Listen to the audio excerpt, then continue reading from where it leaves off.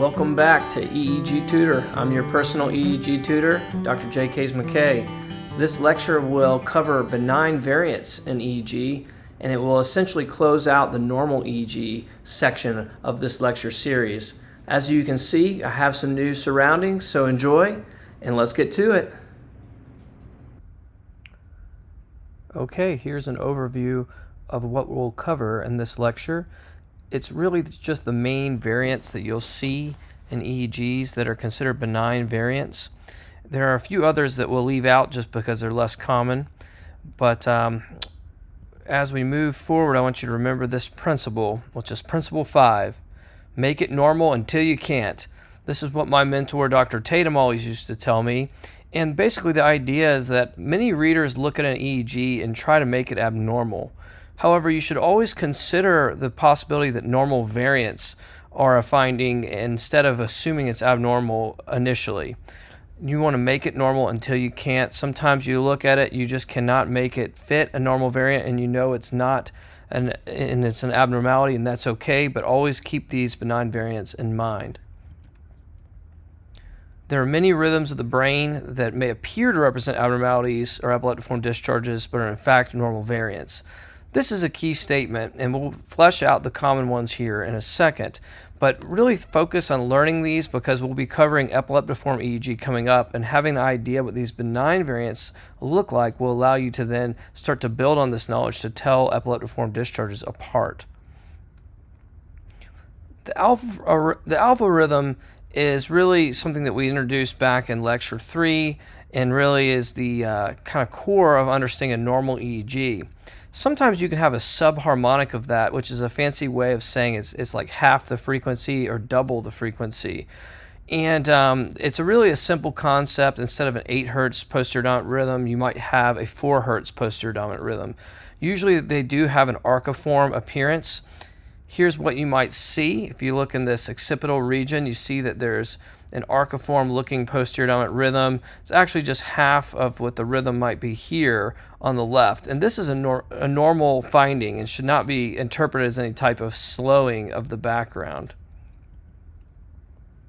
Saganic rhythm or midline theta rhythm is another common benign variant that's simply midline theta in the central region, typically that's 4 to 7 hertz. This may occur spontaneously, but also sometimes mental concentration or cognitive effort, meditation, things like that can trigger this. And there's a similar rhythm that may be different, and that's when people are using a mobile phone and texting, they can have a frontocentral predominant theta rhythm.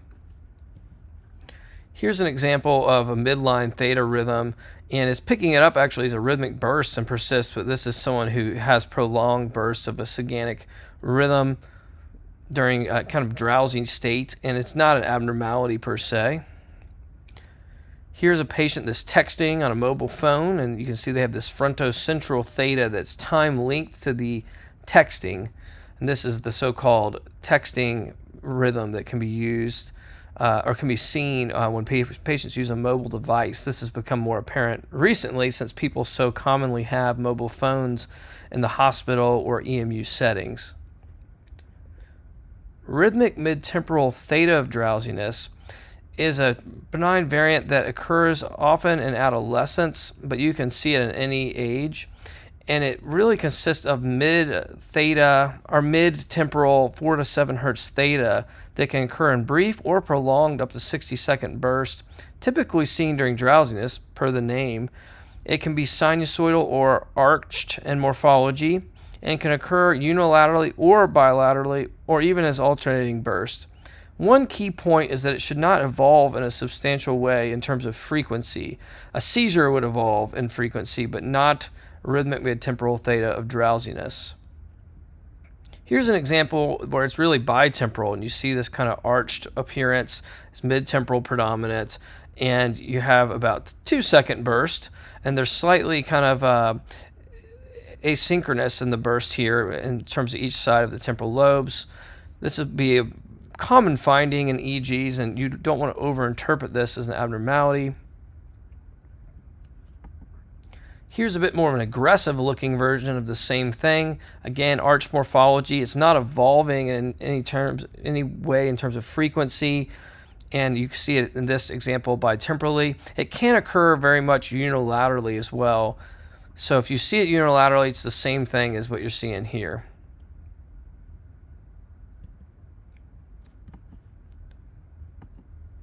Here's another example, kind of a brief burst, but again, bitemporal. This one's a little bit less arched in appearance, a little more sinusoidal, but nonetheless, you can see the patient's drowsy. Remember back to lecture 3, sorry. And you can see there are slow roving eye movements here, and this signifies the patient is drowsy. And then again, you see these are temporal bursts of theta. In young adults, you can also have a phenomenon called posterior slow waves of youth. These are occipital predominant delta wave intrusion into an otherwise normal posterior dominant rhythm. You'll see this during wakefulness and drowsy, and you can have some mild asymmetry, but overall they should be symmetric, and they are not an abnormality, should not be interpreted as posterior slowing. Here's an example in an adolescent where you see there are these delta waveforms that are posterior, basically symmetric, and they intrude in an otherwise normal posterior dominant rhythm, and they will also block potentially with eye opening. So this is a normal EEG, and you just need to watch for this when you have patients who are younger. If you mainly read adult EEGs, you can still see this type of thing in someone who's around 18 to 20 range, so be aware of this. All right, wicket waves. This is the most commonly misinterpreted benign variant, so pay careful attention to this section. These are 6 to 11 Hz temporal predominant, sharply contoured waveforms. Can kind of appear like a comb almost. We'll look at some examples in a second, but they have a negative polarity sharp component, and they can sometimes look like epileptiform discharges, particularly if they occur as isolated one-wave fragments. They can occur in the anterior mid-temporal regions. They tend to occur in both sides of the brain or bihemispherically in the temporal regions, but often there is a left temporal predominance. And you can have an increase in prevalence in drowsy, but typically you do also see them in wakefulness. Here's an example of one that's kind of occurring in a burst here, and you see that there is a negative polarity maximal in the mid-temporal region. And it starts and stops more or less in a similar way and doesn't really interrupt the background in a substantial way, except for when the burst is actually occurring. But there's not an aftergoing slow wave component or anything like that. A key part is just sort of the same onset and offset when you see these. Here's another example where you can see that it's basically mid-temporal and they're occurring in this burst. A little bit of a different offset, but overall is not really interrupting the background or anything like that here. You see that are actually bitemporally. You see the same findings in the right temporal region here. They overall tend to start and stop quite in a similar way. This is a characteristic appearance of a wicket wave here especially. Here's another great example of a wicket wave, and they can look very sharp, which can, to the untrained eye, seem quite scary, but you have to just get used to them, see enough of them to know that this is actually something that you'll commonly encounter and should not be overcalled. Sharp waves don't typically occur in kind of a routine EEG in a burst like this either, though they can. This is really a clue if it's just an otherwise normal EEG. If it's a mid-temporal discharge, it's a quick burst. Where it gets tricky is when they're fragments. So here you can see it's kind of like a burst that builds up to a big, sharply contoured negative phase reversal component of the wicket wave. And here you can see it again, and here there's a little kind of component that's isolated. When they're isolated like this, they can look like a sharp wave. You see the tech here mislabeled them below as sharp waves. These are really just fragments of wicket waves, and the best way to determine this is to look for more fully formed bursts of wicket waves that have a similar morphology in the recording. Here's an even better example of an isolated wicket wave fragment that appears abnormal when mixed in with the background activity. This patient had a lot of wicket waves throughout these recordings, and as they drift into kind of lighter stage of non-REM sleep, you were still seeing them, but they're more fragmented, and this should not be interpreted as an abnormality. There's a pretty clear similar onset and offset, and it was very similar morphology to the other wicket waves. This is not an abnormality. You can see there's some slowing that's actually diffuse in the background that almost looks like an aftergoing slow wave due to superimposition of these frequencies, but in reality it's not. It's just the background intermixed with the wicket wave fragment. This may be the most overcalled benign variant. People call it a sharp wave when it's not. So how do you distinguish? Again, to recap, wicket waves often have a more or less symmetric rise and fall of the waveforms. They're thought to be a resting state of the audio cortex, and they really don't interrupt the background. The background will be very well formed before and after the discharges. They don't occur in slow wave sleep, which is N3 sleep. Sharp waves will still occur in slow wave sleep with high prevalence, whereas these will not. It's very helpful, again, to identify a run of wicket waves and then look back and see if individual sharply contoured discharges appear to be more or less the same morphology as the discharges that are in the wicket wave runs. Positive burst, or 14 and 6 hertz positive burst more specifically, are another benign variant that can look abnormal to the untrained eye. They're not actually always 14 or 6 hertz, but really a range of 13 to 17 hertz and 5 to 7 hertz. The key is in the name of a positive polarity. Often this is more or less in the posterior temporal regions, but they can be unilateral or bilateral, often sort of diffuse field throughout the study, and they typically last less than 2 seconds. While they're seen in drowsiness and light sleep in normal individuals, particularly in kids and adolescents, you may also see them in encephalopathy patients who have renal failure in particular. So what you get is a sharply contoured burst, and again, I think I can make you see here that it's positive polarity here at the P7, which in this kind of a wonky montage is the posterior temporal region. And if you blow that up, you can see even better that you could put little plus signs in here. So it's a positive waveform. It has this diffuse field, and it's a brief burst. This is about 1 second total. There's an example of the positive polarity. Here's the same kind of thing, but in a average reference montage. And here you see this part is more of a 6 hertz positive burst, and this is the 16 or the 14 hertz positive burst. So you really you can have either variant, slower or faster. Often they do occur together and may sort of overlap and intermix.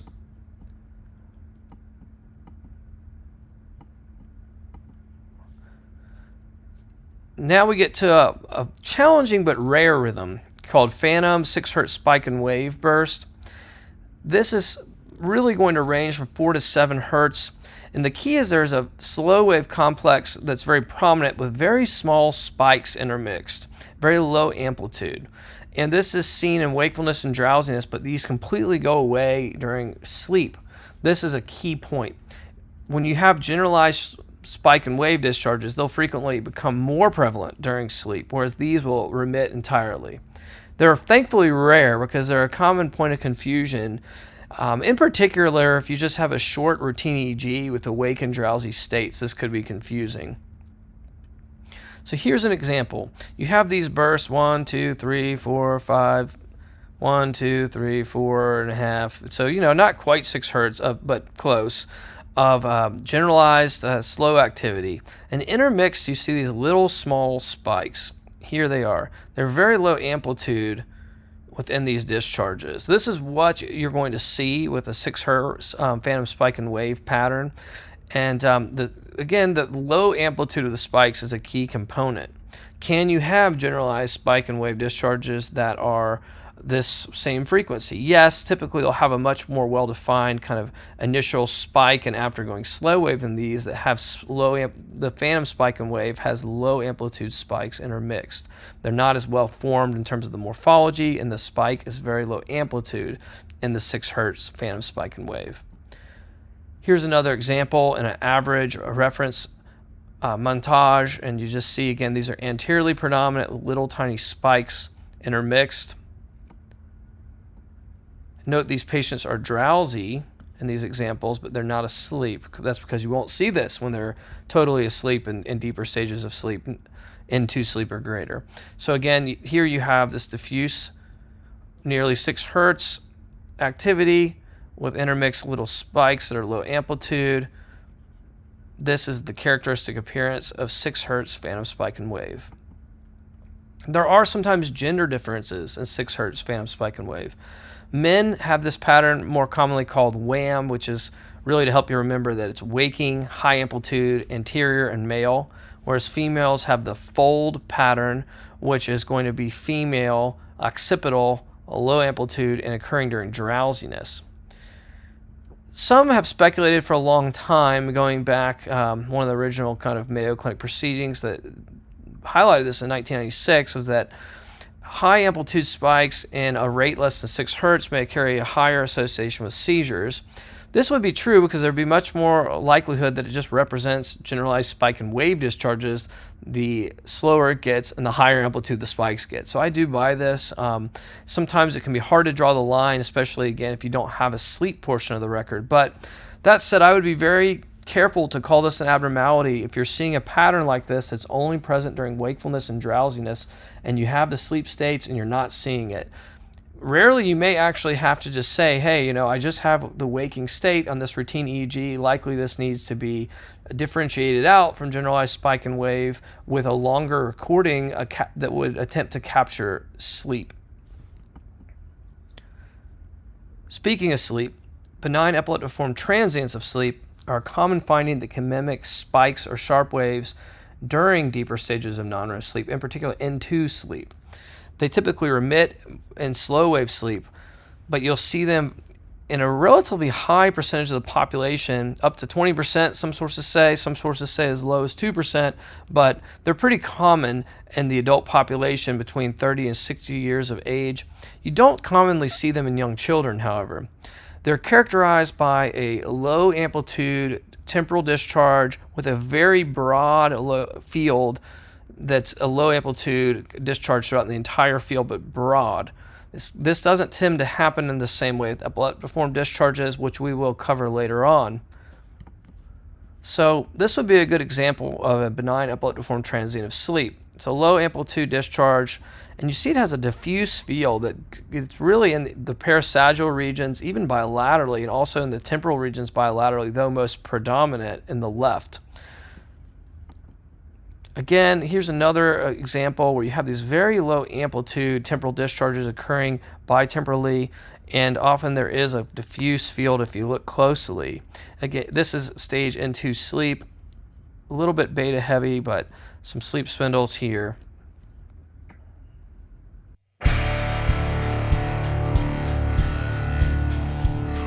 Okay, it's question time. You've made it this far and you've seen a lot of waveforms, but let's see if you can distinguish between these benign variants. Question 1. What waveform does this slide highlight? Wicket waves, alpha harmonics, 14 and 6 hertz positive burst, or 6 hertz phantom spike and wave? You see here on the side, that's what I mean by highlight.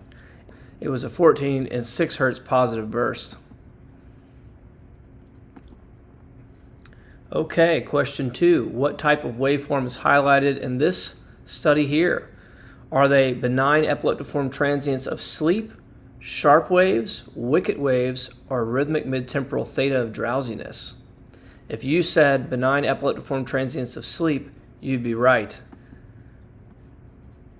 Okay, question 3. What type of waveform do you see highlighted in this study? Sharp waves, wicket waves, or rhythmic midtemporal theta of drowsiness? This one could be a little tough, but it's wicket waves.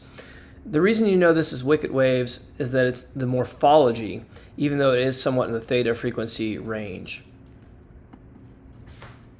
Okay, you've learned normal EEG. So now you have the foundation to start learning abnormal EEG. But wait, before you do that, let's learn about artifact next lecture. Then we'll get into true abnormal EEG, sharp waves versus electrographic seizures from there.